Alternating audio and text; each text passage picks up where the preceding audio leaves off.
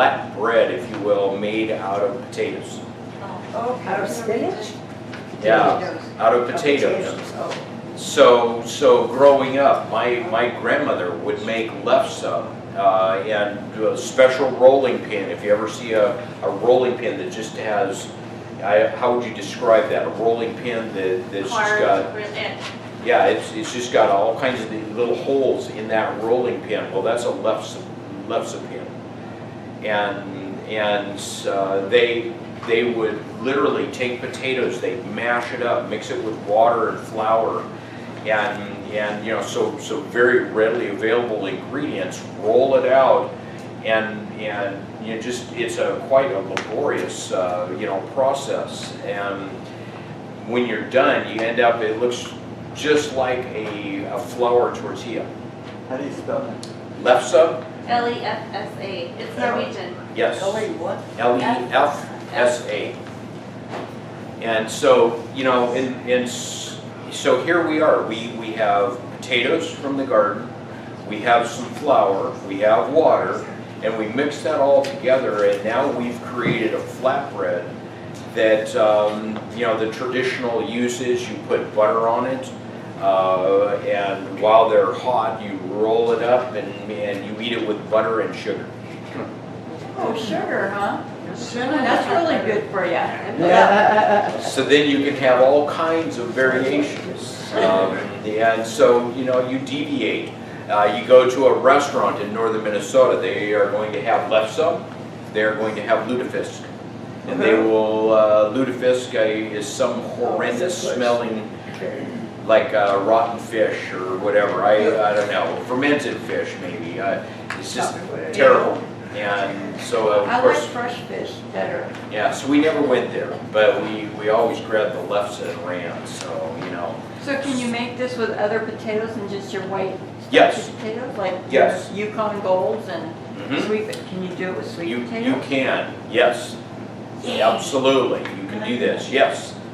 You know, this says that a few teaspoons of cabbage juice taken on an empty stomach 5 or 10 minutes before meals are sufficient to relieve stomach inflammation after 2 days of treatment.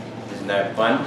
But I wonder about people that have thyroid issues and maybe they have inflammation in their stomach. Mhm. Would a few days of raw cabbage juice be okay for those people? You know, absolutely, I would say without hesitation, but again, you know, anyone on thyroid medicine, we're just gonna wanna make sure that we have separation, the thyroid medicine taken on an empty stomach. And so we're not gonna be, you know, introducing this, you know, with that medicine, yes. Speaking of thyroid, my mom has thyroid problems too. She has a huge goiter. Okay. Here, so is there something that she needs to change in her diet in order to maybe help that situation? That's a great question, and I don't know that I could really, you know, come up with a specific answer for you, you know, that would fit her. I think there's a lot of individual, you know, variations there. But I would definitely encourage the diet to be an ongoing, you know, medication. Yep. Yes. And distinguishing between overactive or underactive thyroid, and does the cabbage affect differently for overactive than underactive? Well, it's definitely going to, as it's pointed out here, it's going to affect the uptake of iodine. So maybe a hyperactive person, hyperthyroid person actually has a cabbage. So yeah, so like I said, I don't know that I would say, yeah, we can draw specific conclusions there, but definitely would be an area that we'd be doing a little bit more research, and definitely some individual you know, variations and recommendations. So yes. How do you get raw cabbage juice? I'm sorry? How do you get raw cabbage juice? Juice it? Yep. In a regular Yep. juicer? You know, and we don't have a regular juicer. My folks had a champion juicer, and I gotta tell you, I think they juiced about everything under the sun with that juicer. which is still going. Oh, yeah, they Yeah, never go on. quit unless you don't take care of them. Yeah, so that would have been, what, mid-70s when they bought that, and, you know, it's pretty amazing when you think about it. Even now, we go to Nebraska, and my mom pulls it out, and she can juice with it, so, you know, it just definitely, it's kind of like the Energizer Bunny, it just keeps on going. Jack LaLanne juicer isn't too bad either. Okay, so there's some good juicers out there in the market. Who makes them? What's a good name for it? Champion.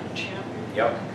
Yeah, And if you can't afford the Champion, try the Jack LaLanne juicer. yeah, I know they are not cheap.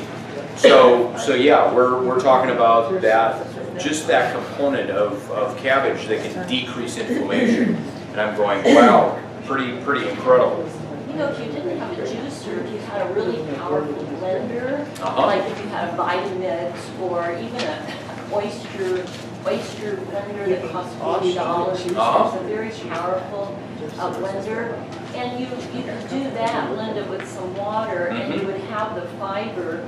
The juicer just takes out the fiber. Right. So I think, don't you think it would still work to do it with the blender? You bet. And we, you know, I can't underscore how important fiber is. Yeah. You know, and when we've got the fiber component part of the you know, food. It's like if you've got apple juice, apple sauce, or the apple, I mean, which is going to be better for you? Okay, and that whole food is you're just never going to be able to beat. Yes. Black & Decker is #1. Stanley took over Black & Decker, so they've increased their wattage. Okay, so got a little more. But if anybody wants a 20% coupon off, I can tell you how to get it. Okay, so we have a resource here on coupons. Yes. Just that. Speaking of making the cabbage juice, and there's several different varieties of cabbage. Yes. Is there one in particular, especially, you know, because I have thyroid problems, I have bloating in my tummy, I have intestinal issues. Is there one in particular that is better than the other that would be helpful? And great question. I think George, you know, Plapona Rogers just really, you know, and that's kind of how he breaks this section down. He actually clumps it all together and says, as far as cabbage, this is what we're going to get.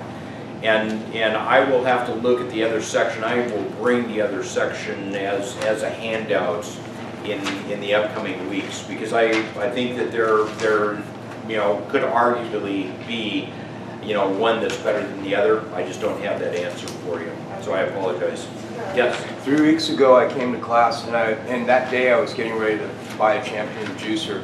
Okay. $350 or something like that.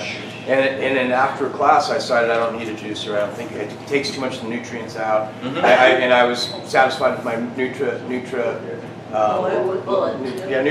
which now I get the name of it. But I totally changed my whole, from here, I really thought, well, I could save some money and also just keep the fiber and the nutrients. So that's where I came to. And I think that's kind of the thought process that we're trying to induce in this class. Right.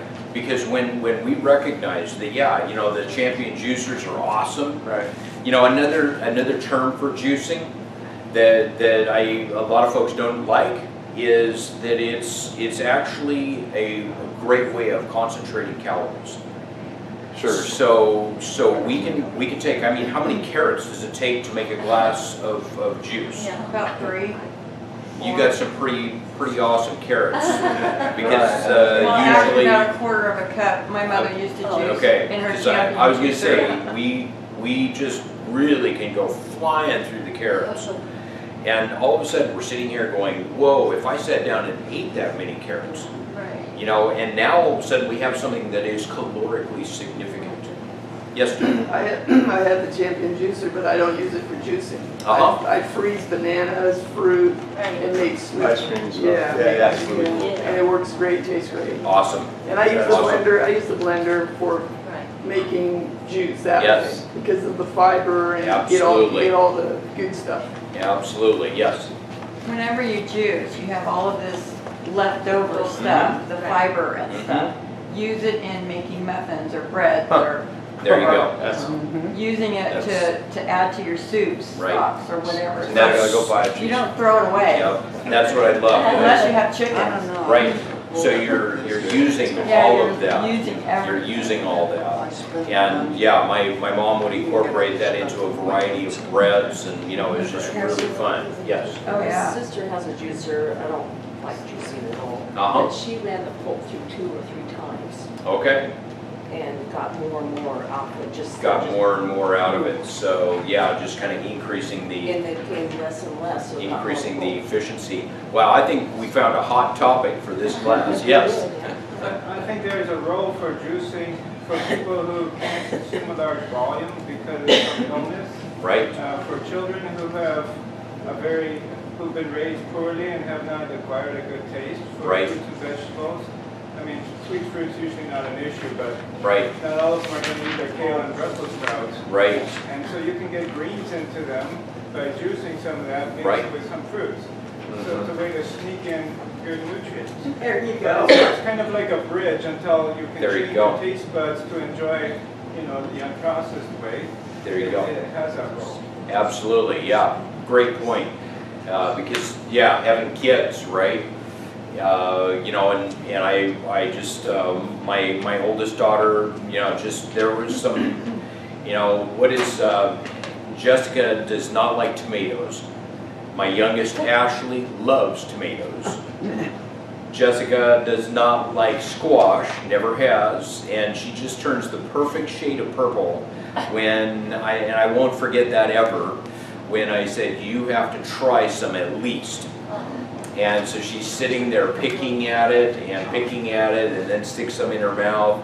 And it was just a great shade of purple. I still give her a hard time about that. But I don't know, you know, could we juice squash? So I don't know, that just doesn't sound weird. Well, there's some foods that don't work well in juice. Right. And you'll experiment, but Right. things like a big handful of spinach are almost invisible to Right. your taste buds. And for kids that don't normally eat spinach, it's a great way to sneak it into juice. Absolutely. So, yes, And then I was gonna say that there's these juicers that do greens really well.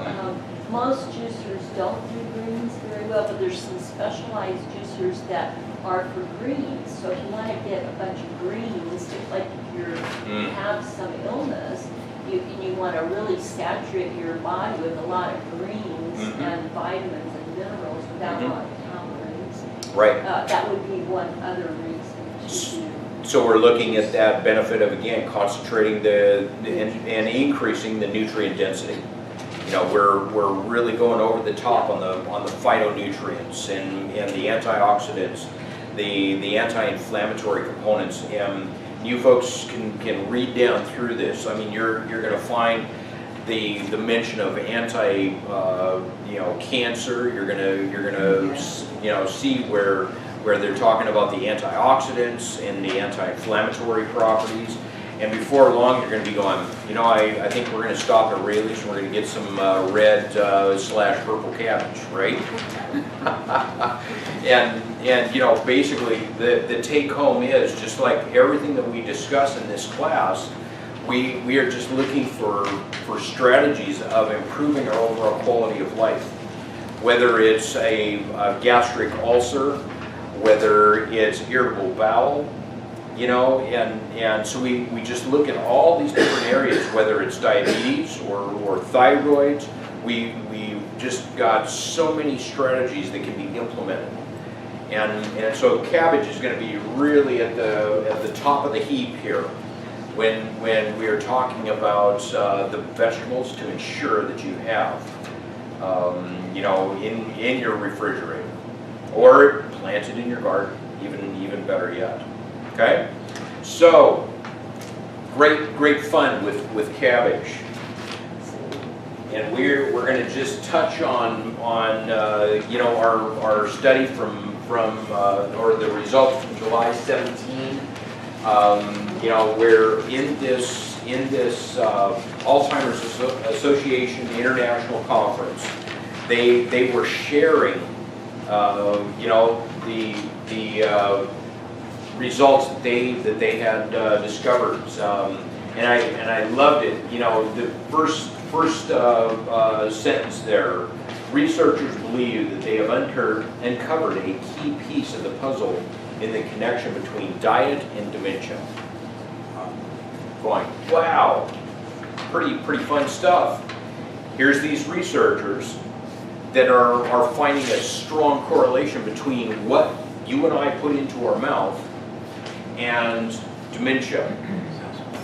You know, how many of you know individuals with dementia?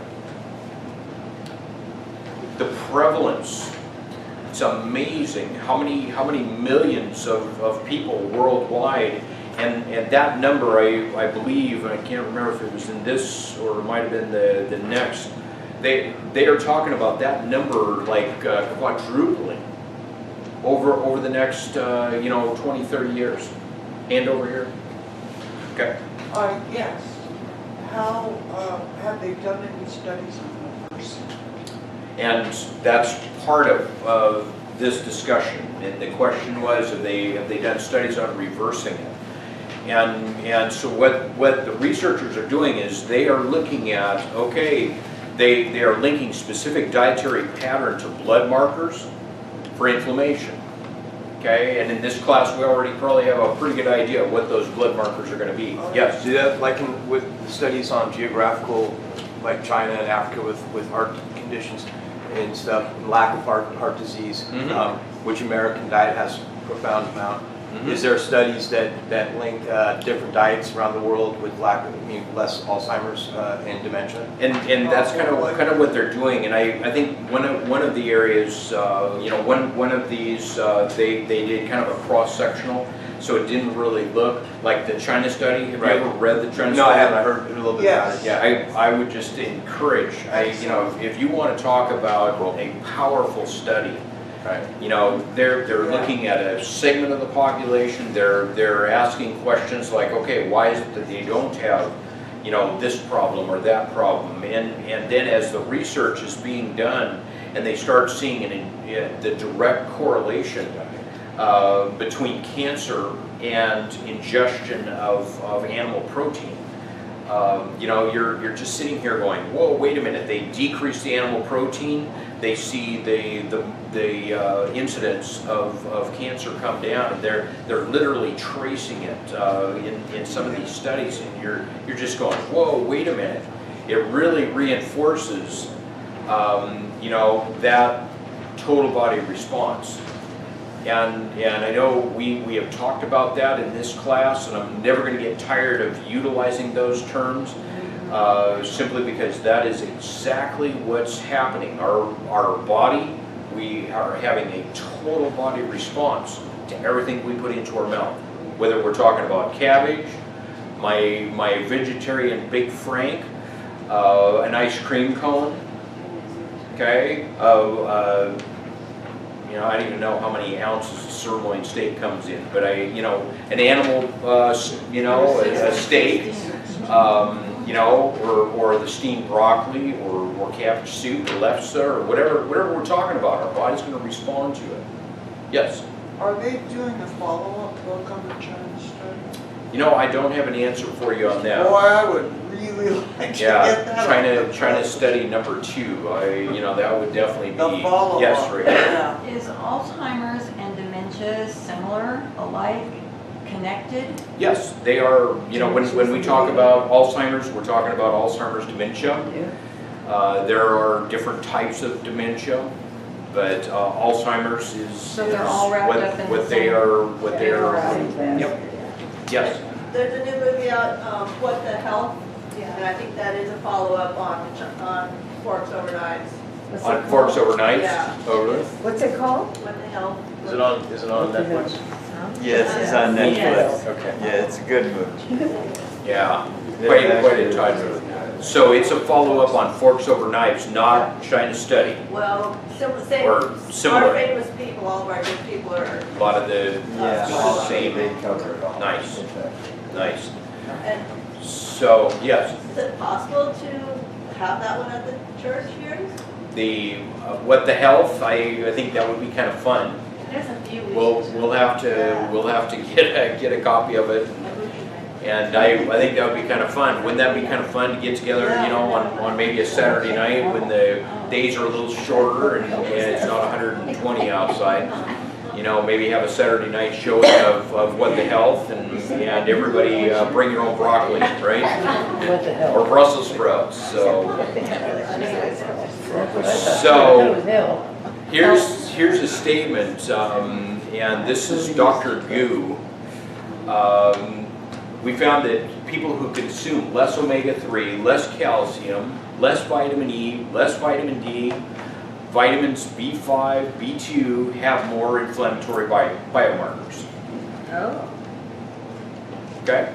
So again, when we're talking about total body response, we choose foods that do not have these vitamins and minerals. Stands to reason we're going to have higher inflammatory markers, right? And drinking sodas, which is a chemical to start with, isn't good for anybody. So again, you go back to somebody that's drinking, 15 sodas a day. What taste preference do they have? Are they going to like water? No, it's a sugar. Okay. So when you can kind of introduce that concept of let's do some fruit infusion. Let's try to get a whole fruit, or some folks love cucumber in their water. I'm going, it's amazing what a fresh cucumber slice in a glass of water adds. And if you've never experimented with it, I challenge you. Do you leave the seeds in it? Yeah, just lob it off, throw it in your glass of water. Why is that more helpful than just eating it by itself? The question is, why is it more helpful than drinking the water without it? Just drinking, eating the cabbage. Or the cucumber. the cucumber. So I eating eat those often. Eating the cucumber is going to be top notch. Do that. But by putting the cucumber in water, it helps folks that don't like water.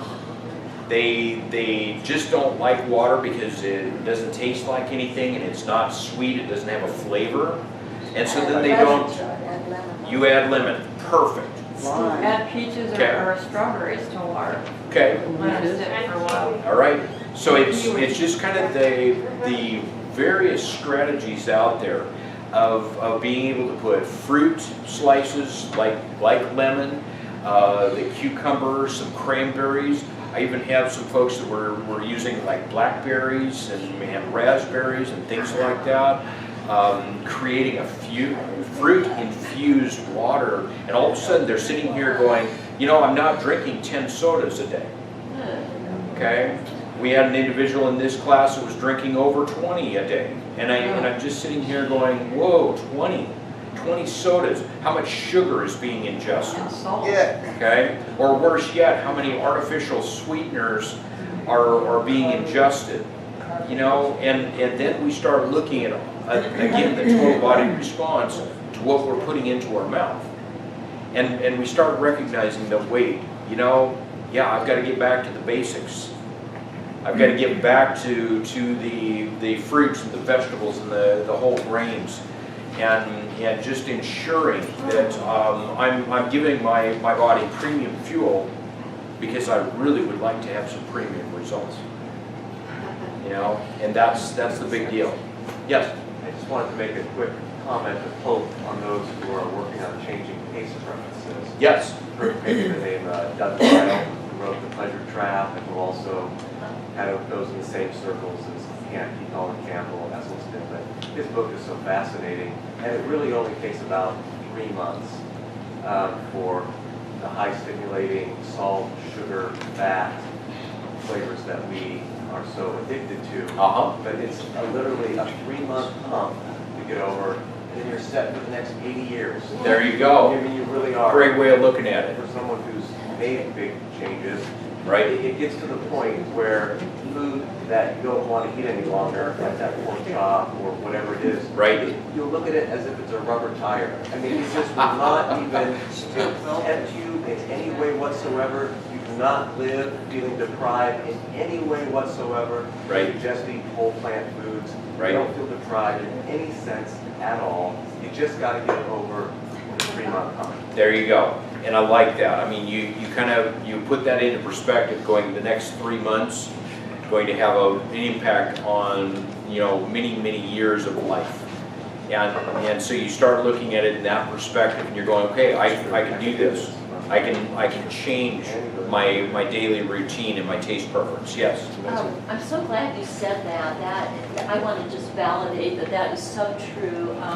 I've been a vegan for 27 years and didn't eat meat, haven't eaten meat for 37 years. All right. I also found that when I quit eating all processed foods, I mean, no bread, no tortillas, no pasta, that there was a huge improvement in how I felt when I quit all the processed foods and just ate whole foods the way the earth grows them. Right. And you don't miss it after a while. You don't even, I look at bread and I just go, yeah. It just looks like a bunch of dough to me, you know. I mean, Interesting. It doesn't appeal to me. None of it appeals to me whatsoever. I love Brussels sprouts and vegetables. It's like your whole taste changes, and you start craving vegetables. You'll know when you've really arrived because you'll start craving vegetables. You'll miss your Brussels sprouts and your broccoli and your cauliflower and all that, and you won't even. I just want to say you won't even miss all that junk at all.